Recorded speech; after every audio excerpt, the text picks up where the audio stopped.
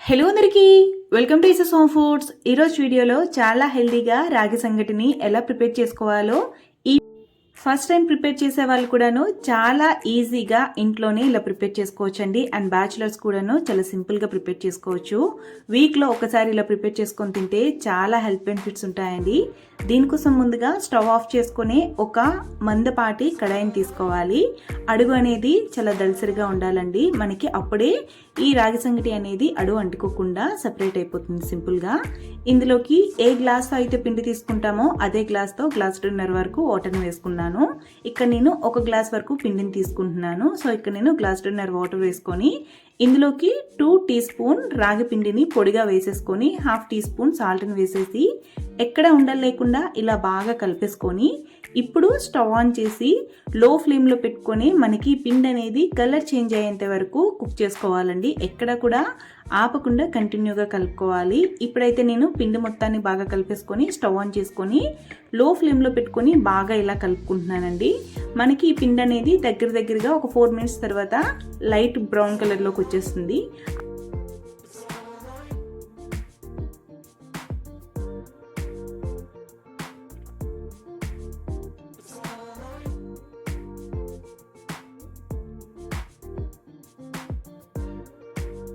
ఇలా పిండి అనేది కాస్త బ్రౌన్ కలర్లోకి వచ్చేసరికి ఫ్లేమ్ అనేది లో ఫ్లేమ్లోనే పెట్టుకొని పొడి పిండిని ఒక గ్లాస్ వరకు ఇలా వేసుకుంటున్నానండి.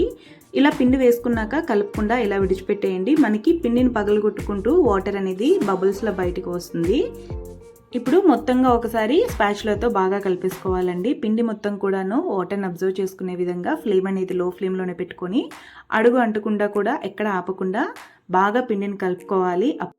ఇదే స్టేజ్లో పిండిని బాగా కలుపుకుంటే కనుక మనం చేసుకునే రాగి సంగటి అనేది చాలా సాఫ్ట్గా వస్తుందండి. లేకపోతే పిండిలానే లోపల ఉండలుగా ఉండిపోతుంది. అలా కాకుండా ఎక్కడ ఆపకుండా కంటిన్యూగా ఒక 5-6 నిమిషాలు బాగా కలుపుకుంటే కనుక చాలా సాఫ్ట్గా వస్తుంది. అలానే చక్కగా ఈవెన్గా కుక్ అవుతుందండి మనకి ఈ సంగటి అనేది.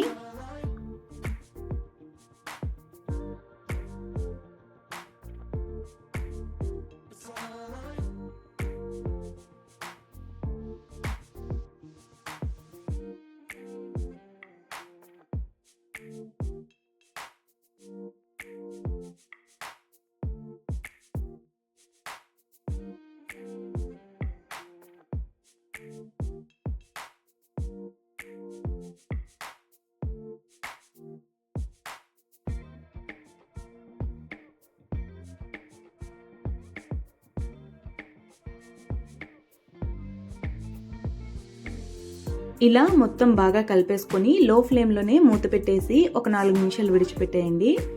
ఒక 4 మినిట్స్ తర్వాత స్టవ్ ఆఫ్ చేసేసుకొని అలానే మూత పెట్టేసుకొని ఇది చల్లారేంత వరకు పక్కన పెట్టుకోవాలి.